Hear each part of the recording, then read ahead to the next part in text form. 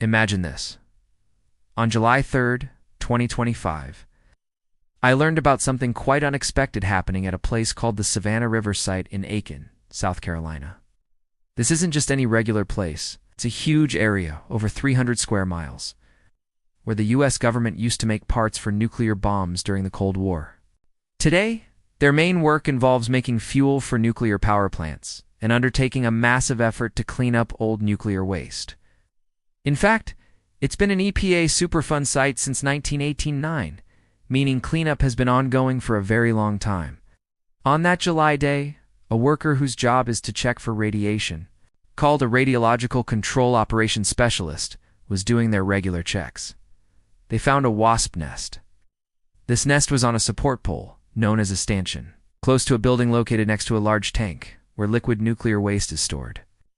This area is considered a controlled area. When they looked closer at the wasp nest after spraying it to get rid of the wasps, they found something astonishing. The nest was giving off 100,000 disintegrations per minute per 100 square centimeters of beta and gamma radiation. Let me explain what that means in simpler terms. Disintegrations per minute, or DPM, measures how many tiny bursts of radiation occur each minute.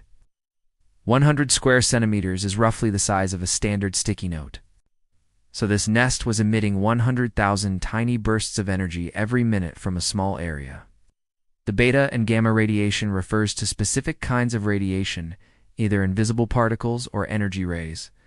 To understand how serious this is, we look at federal safety rules. According to Title 10 of the Code of Federal Regulations, Part 835, Appendix D, the removable limit for beta and gamma emitters is 1,000 disintegrations per minute, per 100 square centimeters. That means the wasp nest radiation level was more than 100 times higher than the allowable limit, a very high level of contamination for something found outside a highly restricted area. After the discovery, the workers sprayed the nest to eliminate any wasps. They then bagged the nest and disposed of it as radioactive waste. Officials confirmed that no wasps were found after the nest was treated. The ground and surrounding areas were tested and found to be free of contamination. Based on this, officials stated that no further action was required in the field. The official explanation for this radioactive nest is that it's due to on-site legacy radioactive contamination, meaning old contamination left over from the site active days, not from a new leak or a current spill. They also stated that this event had no impact on other activities and operations at the site.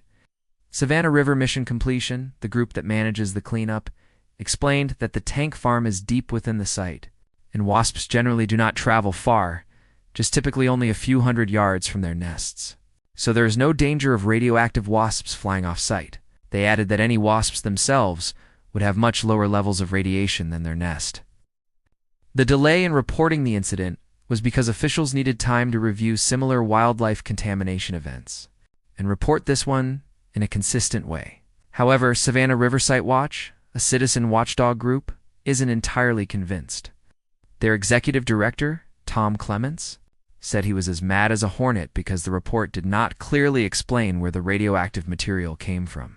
He questioned how the wasps became contaminated and raised concerns that there might be a hidden leak from the waste tanks. Clements also pointed out that knowing what kind of materials the wasps used to build their nest could help trace the contamination. Some wasps use dirt, while others use plant material. Since many plants on the site absorb radioactive material from the soil and water, paper wasps often use plant fibers. The contamination could be more widespread than acknowledged, even if it's considered legacy. It is also worth noting that this is not the first time such an event has occurred.